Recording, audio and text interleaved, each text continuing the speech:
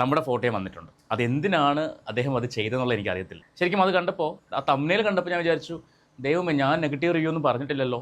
അതിനുശേഷം ലിസ്റ്റിൻ സ്റ്റീഫൻ സംസാരിക്കുന്നുണ്ട് അശ്വന്ത് കോക്കിനെതിരായിട്ട്.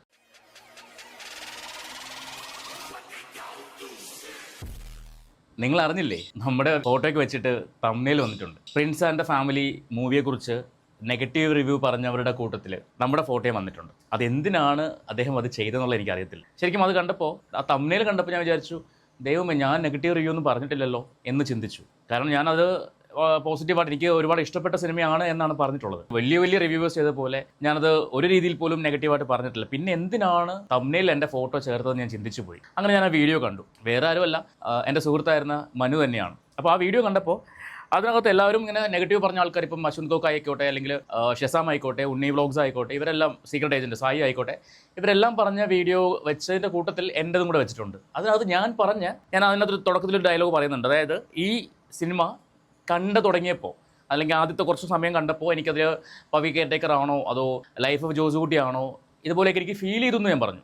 അതിനുശേഷം വന്ന ഭാഗങ്ങളിൽ എനിക്ക് ആ സിനിമ കണക്ട് ആയെന്നും എനിക്ക് ഒരുപാട് ചിരിക്കാൻ പറ്റിയ സിനിമയാണെന്നൊക്കെയാണ് ഞാൻ പറഞ്ഞിട്ടുള്ളത്. അതിൻ്റെ ഈ ഒരു പാർട്ട് മാത്രം കട്ട് ചെയ്ത് എന്തിനാണ് വെച്ചത് എന്നുള്ളത് എനിക്കറിയില്ല. എനിവേ, അങ്ങനെ നമ്മളും തംബ്നെയിലിൽ കയറി എന്ന് പറയാൻ വേണ്ടിയാണ് ശരിക്കും ഞാൻ ഈ ഒരു പോയിന്റ് പറഞ്ഞത്. വിഷമമൊന്നുമില്ല, അതങ്ങ് പോട്ടെ. ഓക്കെ, അപ്പോൾ നമുക്ക് ഇന്നത്തെ വിഷയം ഇതൊന്നുമല്ല. എന്നാൽ വിഷയത്തിലേക്ക് വരുന്നതിന് മുൻപ് സിനിമ തന്നെയാണ് വിഷയം, പ്രിൻസ് ആൻഡ് ദ ഫാമിലി തന്നെയാണ് വിഷയം. നമ്മുടെ വിഷയത്തിലേക്ക് കടക്കുന്നതിന് മുന്നേ നിങ്ങൾ ആദ്യമായിട്ടാണ് ഈ ചാനൽ കാണുന്നതെങ്കിൽ ഒന്ന് സബ്സ്ക്രൈബ് ചെയ്തേക്കണേ.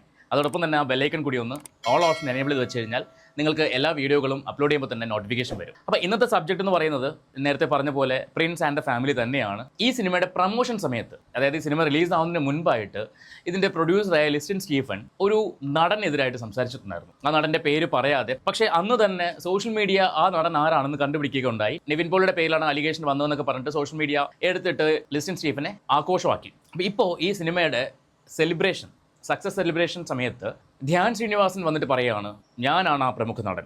അന്ന് പറഞ്ഞത് അതെല്ലാം ഒരു മാർക്കറ്റിങ്ങിൻ്റെ ഭാഗമായിരുന്നു എന്നൊക്കെയാണ് ധ്യാൻ സംസാരിക്കുന്നത്. അതിനുശേഷം ലിസ്റ്റിൻ സ്റ്റീഫൻ സംസാരിക്കുന്നുണ്ട് അശ്വന്ത് കോക്കിനെതിരായിട്ട്. ഇതൊക്കെയാണ് നമുക്കിത് സംസാരിക്കാനുള്ളത്. നമുക്ക് ആദ്യം ഒരു കാര്യം ചെയ്യാം. ധ്യാൻ ശ്രീനിവാസൻ എന്താണ് പറയുന്നത്? ധ്യാൻ്റെ സംസാരം നിങ്ങൾക്കറിയാമല്ലോ, എന്തിലും ഒരു തഗ്ഗുമൊക്കെ കൊണ്ടുവരുന്ന ഒരു രീതിയിലാണ് ധ്യാൻ്റെ സംസാരം. അപ്പോൾ ഈ ഒരു വീഡിയോ കാണുമ്പോൾ തന്നെ അവിടെ ഇരിക്കുന്ന ഒരുപാട് പേര് ചിരിക്കുന്നുണ്ട്. ഒരു പരിധിവരെയൊക്കെ തമാശ രൂപേണയാണ് ധ്യാൻ സംസാരിച്ച് പോകുന്നത്. പക്ഷേ എനിക്കത് കേട്ടപ്പോൾ തോന്നിയൊരു കാര്യം, ഒടിയൻ സിനിമ റിലീസിങ് സമയത്ത് ശ്രീകുമാർ മേനോൻ ഒരു മാർക്കറ്റിംഗ് തന്ത്രം പ്രയോഗിച്ചിട്ടുണ്ടായിരുന്നു.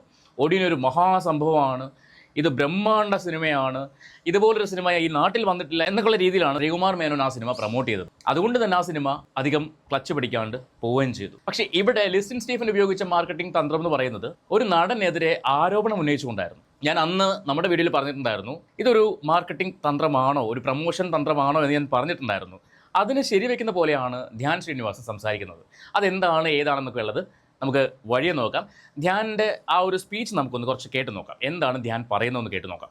അപ്പോൾ ദിലീപേട്ടൻ്റെ വാക്കുകൾക്ക് ശേഷം നമ്മൾ ഏറ്റവും അധികം കാത്തിരുന്ന ആ വാക്കുകളിലേക്ക് നമ്മൾ കിടക്കുകയാണ്. കയറി വന്നപ്പോൾ തന്നെ ആൾക്കാർക്ക് ചിരിക്കാനുള്ള വക ഉണ്ടാക്കി കൊടുത്തിട്ടാണ് ധ്യാൻ കയറി വരുന്നത്. മുണ്ട് അഴിഞ്ഞു പോയിട്ട് അത് കെട്ടാൻ വേണ്ടി ഇതൊക്കെ കരുതിക്കൂട്ടി ചെയ്യുന്നതാണോ അതോ അൺഫോർച്ചുനേറ്റ്ലി സംഭവിക്കുന്നതാണോ എന്ന് വെച്ച് കഴിഞ്ഞാൽ നമുക്കറിയത്തില്ല. ബാക്കി കാണാം. അപ്പൊ എന്തൊക്കെയോ സംഭവിക്കാൻ പോകുന്നുണ്ട് ഇവിടെ. എല്ലാവരും റെഡിയല്ലേ? ഞാൻ കോമഡി പീസാണോ ഇവിടെ? സത്യം കേട്ടോ. ശരിക്കും ധ്യാൻ്റെ പ്രസൻസ് തന്നെ ഒരു പരിധിവരെ ആ ഒരു ഏരിയയിൽ എവിടെയാണോ ധ്യാൻ നിൽക്കുന്നത് ആ ഒരു ഏരിയയിൽ ഒരു ചിരി പൊട്ടുന്ന ലെവലിലേക്കാണ് ധ്യാൻ്റെ സംസാരമാണെങ്കിലും ആക്ഷൻസ് ആണെങ്കിലും ഒക്കെ അങ്ങനെയാണ്. ഇപ്പം പ്രിൻസ് ആൻഡ് ഫാമിലി കണ്ടപ്പോഴും എനിക്ക് ചില ഏരിയയിൽ തോന്നിയത്, ധ്യാൻ എന്തുകൊണ്ടാണ് ഈ സിനിമ ചൂസ് ചെയ്തത്? കാരണം ധ്യാനിന് ഡയലോഗ് കുറവാണ്, ധ്യാനിന് പ്രസൻസ് കുറവാണ്, എന്നാൽ സിനിമയിലുടനീളം ധ്യാൻ ഉണ്ട് താനും. ആ രീതിയിലാണ് ഈ സിനിമയിൽ ധ്യാനെ കാണിക്കുന്നത്. അപ്പോൾ എന്തുകൊണ്ട് ഈ സിനിമ ചൂസ് ചെയ്തു എന്ന് ഞാൻ ചിന്തിച്ചു പോയി. പക്ഷേ ധ്യാനിന്റെ ആ ഒരു തിരഞ്ഞെടുപ്പ് നല്ലതായിരുന്നു എന്നാണ് ഈ സിനിമയുടെ വിജയം പറയുന്നത്. അതായത് ഒരു വിജയിച്ച സിനിമയുടെ ഭാഗമാകുക എന്ന് പറയുന്നത് ചെറിയൊരു കാര്യമല്ല. മെയിൻ ആൾക്കാരെ ലാസ്റ്റാ വിളിക്കുക, സാധാരണ അങ്ങനെയല്ലേ പതിവ്. നേരത്തെ വന്നല്ലോ.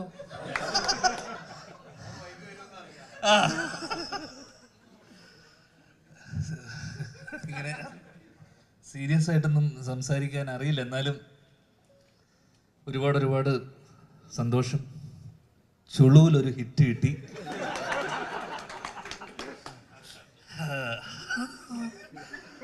അപ്പോ സാധാരണ ഇങ്ങനൊന്നും എന്റെ സിനിമകൾക്ക് സംഭവിക്കാത്തതാണ്. അതൊരു അത്ഭുതം. സ്വയം തന്നെ പറയുകയാണ് എൻ്റെ സിനിമയ്ക്കൊന്നും ഇങ്ങനെ ഹിറ്റുകൾ സംഭവിക്കുന്നതല്ല. ഹിറ്റായ സിനിമയുടെ ഒരു ഭാഗമാകുക എന്ന് പറയുന്നത് നേരത്തെ പറഞ്ഞ പോലെ ചെറിയൊരു കാര്യമല്ല. സോ അതിൻ്റെ ഒരു എക്സൈറ്റ്മെൻറ്റ് ധ്യാനിലും കാണാൻ പറ്റുന്നുണ്ട്. ഈ സിനിമ പ്രൊമോട്ട് ചെയ്യാൻ ദിലീപേട്ടൻ ഈ പ്രീ റിലീസ് അല്ലെങ്കിൽ ഇൻ്റർവ്യൂസ് ഒക്കെ വേണ്ടെന്ന് പറഞ്ഞപ്പോൾ ലിസ്റ്റിൻ എന്ന് പറയുന്ന ബുദ്ധിരാക്ഷൻ തീരുമാനിച്ചു, ഇതിനെ മാർക്കറ്റ് ചെയ്യണം, ഇതിനെങ്ങനെ ഇതിനെ റീച്ച് വരുത്തും, എങ്ങനെ ഇതിനെ എത്തിക്കാം, മാർക്കറ്റിംഗ് സിംഹം. അങ്ങനെ ഒരു കള്ളക്കഥ നെനയാണ് പുള്ളി. അങ്ങനെ ഇതുപോലൊരു വേദിയിൽ അല്ലെങ്കിൽ ഇതുപോലൊരു ഇതിന് മുന്നേ ഉള്ളൊരു മീറ്റിൽ, മീഡിയൻ്റെ മീറ്റിൽ ലോഞ്ചിൽ, ടീസർ ലോഞ്ചിൽ അല്ലേ, മൂവി ലോഞ്ചിൽ അദ്ദേഹം ഒരു കമൻറ്റ്, ഒരു മാലപ്പടക്കത്തിന് ഒരാൾ തിരികൊളുത്തിയിട്ടുണ്ടെന്ന് പറഞ്ഞു. സ്വാഭാവികമായിട്ടും ലിസ്റ്റിൻ സ്റ്റീഫൻ്റെ ഹൈദർ അലി, അച്ഛൻ്റെ സ്ഥാനത്ത് കാണുന്ന ഹൈദർ അലി എന്നെ വിളിച്ചു ചോദിക്കുന്നു. കാരണം എടാ നിന്നെ ഉദ്ദേശിച്ചാണ്. കാരണം മാലപ്പടക്കം തിരികൊളുത്തി, സ്വാഭാവികമായിട്ട് പടക്കം മാല. ശരി, അങ്ങനെ ഞാൻ ഭയന്നു, ഞാൻ പേടിച്ചു. ഹൈദർ അലി വിളിക്കും, എന്നെത്ര തവണ വിളിച്ചു രാത്രി? 4. ഞാൻ തുരുതുരാ വിളി. ഞാൻ പറഞ്ഞു എൻ്റെ ഹൈദർക്ക അതൊരിക്കലും അങ്ങനെ ആവാൻ കഴിയില്ല. അല്ലല്ലല്ല, ഇത് അങ്ങനെയല്ല, ഞാൻ തുടങ്ങിക്കഴിഞ്ഞു എന്ന് പറഞ്ഞു. അവിടെ ലാപ്ടോപ്പ് വെച്ചിരിക്കുക സാധനം, അത് തോണാവാത്ത ലാപ്ടോപ്പ്, അതിന് ഡിസ്പ്ലേ ലൈറ്റ് ഒന്നും വരില്ല, വർക്കാവാത്തൊരു ലാപ്ടോപ്പ് വെച്ചിട്ട് പേന വെച്ചിരിക്കുക. ഞാനിത് സ്റ്റോർ ചെയ്ത് തുടങ്ങി, ഞാൻ രാത്രി ഇതാന്ന് പറയുന്നു, ഞാൻ എൻ്റെ പേരും വെച്ചിട്ട്. അങ്ങനെ പിറ്റേ ദിവസം ഈ സംഭവം, അല്ലെങ്കിൽ ഞാൻ ആളിനെ രാവിലെ തന്നെ വിളിച്ചു, ആളി എന്താ ഈ സംഭവം എന്നൊക്കെ പറഞ്ഞപ്പോഴേക്കും അത് ഞങ്ങൾ സംസാരിച്ചു കഴിഞ്ഞു. അപ്പോൾ എനിക്ക് പറയാനുള്ളത്, ആ പ്രമുഖ നടൻ വേറെ ആരും അല്ലാതെ ഞാനാണ്.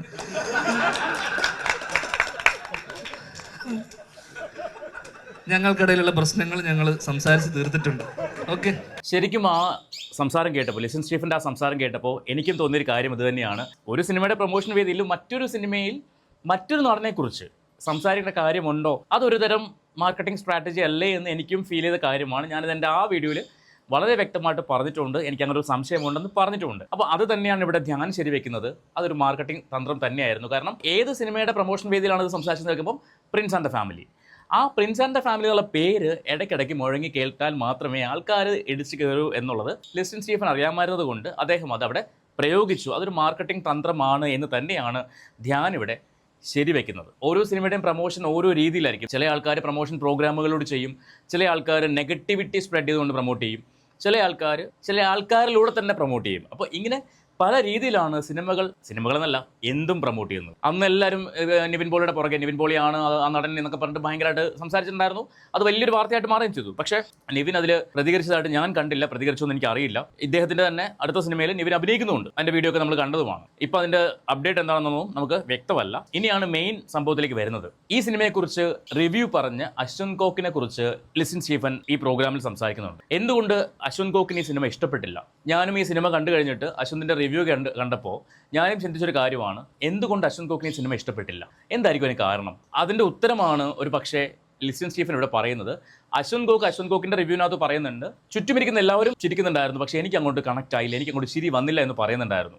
അപ്പോൾ എന്തുകൊണ്ടാണ് അശ്വന്ത് കോക്കിന് അത് കണക്ട് ആവാത്തതെന്നുള്ളതാണ് ലിസ്റ്റിൻ സ്റ്റീഫൻ ഫോൺ ചെയ്തപ്പോൾ അശ്വന്ത് കോക്ക് പറഞ്ഞു എന്നാണ് പറയുന്നത്. അപ്പോൾ നമുക്കൊന്ന് കേട്ട് നോക്കാം. പുറത്ത് വരുന്ന ഒരു റിവ്യൂസ് അല്ലെങ്കിൽ ചിലർ പർപ്പസ്ഫുൾ ആയിട്ട് ചെയ്യുന്നു. ഞാൻ എത്രയോ സിനിമകൾ ചെയ്തേക്കുന്നു, എത്രയോ ഹിറ്റുകൾ കണ്ടേക്കുന്നു, എത്രയോ ഫ്ലോപ്പുകൾ കണ്ടേക്കുന്നു. അപ്പം ഫ്ലോപ്പും ഹിറ്റും എന്നൊക്കെ പറയുന്നത് ഒരു സിനിമ ജീവിതത്തിൽ അല്ലെ ഒരു സിനിമയെ സംബന്ധിച്ച് അത് അതിന്റെ ഘടകമാണ്, അത് അതിന്റെ ഒരു ഭാഗമാണ്. ഇപ്പം എല്ലാ ആർട്ടിസ്റ്റുകളും എത്രയോ സിനിമകളും അഭിനയിക്കുന്നു, ഇറ്റ്സ് അപ്പ് ആൻഡ് ഡൗൺ ഉണ്ട് ഹിറ്റും ഫ്ലോപ്പും എന്ന് പറയുന്ന കാര്യത്തില്. ഈ സിനിമ എന്ന് പറയുന്നത് ജനങ്ങളെല്ലാം വളരെയധികം സന്തോഷിക്കുന്നു. ഇപ്പൊ എല്ലാ തരം സിനിമകളും ജനങ്ങൾ ഇപ്പൊ ഏറ്റെടുത്തു കഴിഞ്ഞാൽ എല്ലാവർക്കും കണക്ട് ആവണമെന്നില്ല, അത് നമ്മൾ ആക്സെപ്റ്റ് ചെയ്യുന്നു. ഏത് സിനിമയാണെങ്കിലും 100 കോടി ജനങ്ങളാണ് ഉള്ളതെങ്കിൽ 100 കോടി ജനങ്ങളെ സാറ്റിസ്ഫൈ ചെയ്യാൻ വേണ്ടിയിട്ടുള്ള ഒരു എന്താ പറയുക ഒരു സിനിമ ആർക്കും ഉണ്ടാക്കാൻ പറ്റില്ല. ഒരു എലക്ഷൻ നടന്നു കഴിഞ്ഞു കഴിഞ്ഞാലും അതായത് ഒരു വോട്ടിന് ജയിച്ചാലും 10 വോട്ടിന് ജയിച്ചു കഴിഞ്ഞാൽ ജയം ജയം തന്നെയാണ്. അത് പുള്ളി പറഞ്ഞതിനോട് ഞാൻ യോജിക്കുന്നു. കാരണം എല്ലാവരെയും സന്തോഷിപ്പിച്ചുകൊണ്ട് നമുക്കൊന്നും ചെയ്യാൻ പറ്റില്ല.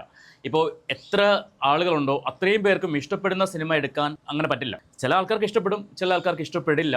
ഇഷ്ടപ്പെടുന്നവർ ഇഷ്ടപ്പെട്ടെന്ന് പറയും, ഇഷ്ടപ്പെടാത്തവർ ഇഷ്ടപ്പെട്ടില്ല എന്ന് പറയും. പക്ഷേ എന്ന് കരുതിയിട്ട് സിനിമ ഇറങ്ങിയതിൻ്റെ അന്ന് തന്നെ ഈ സിനിമേനെ വലിച്ചു കയറി ഭിത്തിയിൽ ഒട്ടിക്കുന്ന പരിപാടി അത് ശരിയല്ല എന്നാണ് ഞാൻ ഇന്നലെയും പറഞ്ഞത്. ഇന്നും ഞാൻ അതിനാണ് പറയുന്നത്. ബാക്കി കേൾക്കാം. അത് ഇലക്ഷന്റെ കേസിലായിക്കോട്ടെ. അപ്പോൾ ഞങ്ങളെ സംബന്ധിച്ച് സിനിമ ജയിക്കുക എന്നുള്ളത് മാത്രമാണ്.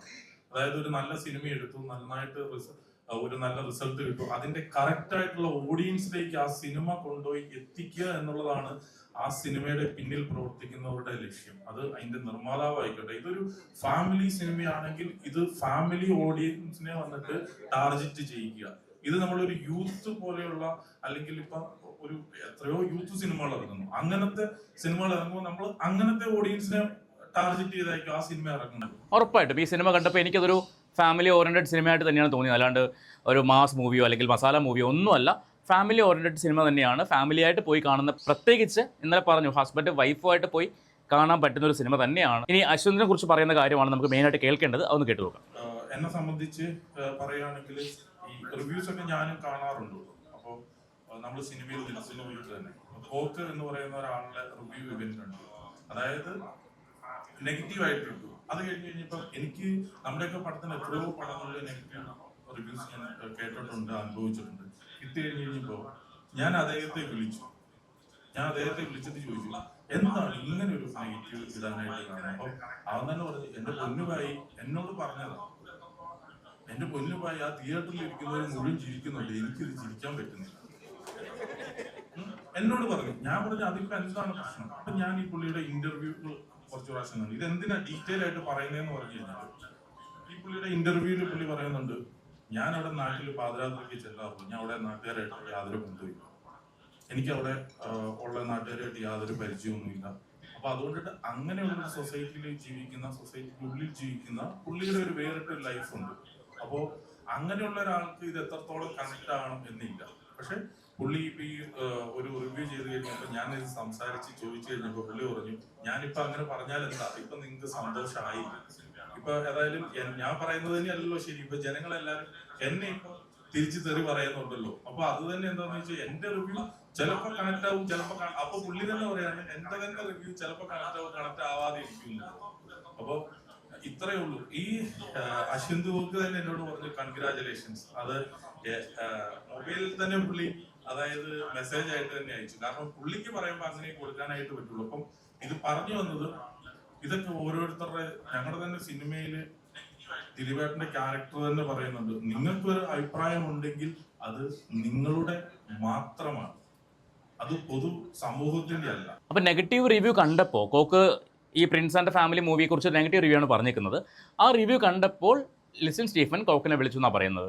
ഇനി കോക്ക് മാത്രമല്ല കേട്ടോ നെഗറ്റീവ് റിവ്യൂ പറഞ്ഞിരിക്കുന്നത്, സീക്രട്ട് ഏജന്റും പറഞ്ഞിരിക്കുന്നത്, സായും പറഞ്ഞിരിക്കുന്നത് ഒരു പരിധിവരെ നെഗറ്റീവായിട്ട് തന്നെയാണ് പറഞ്ഞിരിക്കുന്നത്. അതായത് പുള്ളിക്ക് അതുകൊണ്ട് കണക്ട് ആയില്ല എന്നാണ് പറഞ്ഞിരിക്കുന്നത്. പക്ഷേ പറഞ്ഞത് ഒരു ലൈറ്റ് വേർഷനായിട്ടാണ് പറഞ്ഞിരിക്കുന്നത്. എല്ലാം അങ്ങനെ വലിച്ചു കയറിയൊന്നും സംസാരിച്ചിട്ടില്ല.